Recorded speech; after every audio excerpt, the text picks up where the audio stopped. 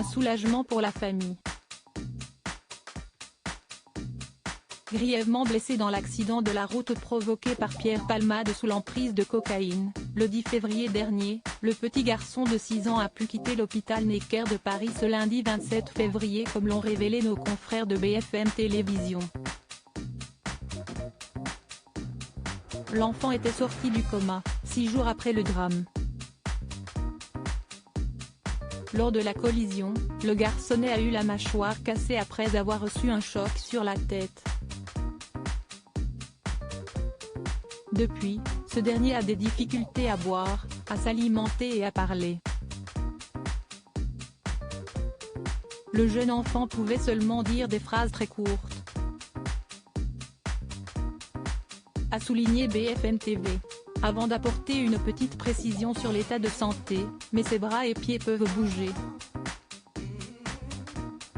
Invité sur le plateau de la chaîne nationale, le dimanche 26 février, l'avocat de la famille des victimes blessées a rappelé que le garçonnet garderait des séquelles à vie. Il ne peut pas se nourrir, il a une sonde pour se nourrir, il est dans un état très compliqué,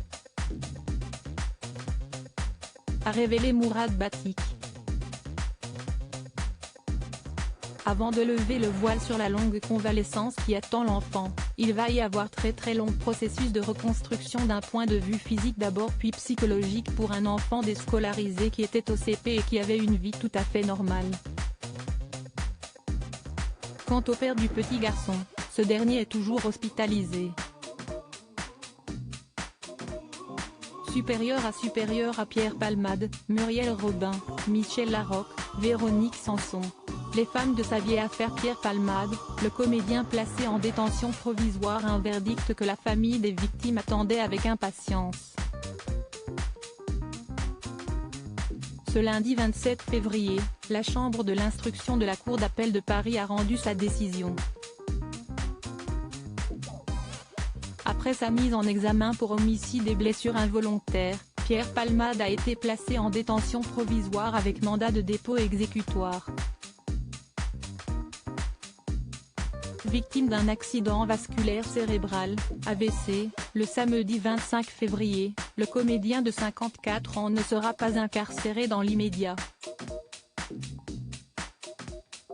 Pour l'heure, l'ex-mari de Véronique Sanson est placé sous écrou à l'hôpital du Kremlin-Bicêtre, a fait savoir le tribunal de Melun. Aucun transfert vers un établissement pénitentiaire n'est pour le moment prévu. L'évolution de l'état de santé du comédien conditionnera la suite de l'affaire.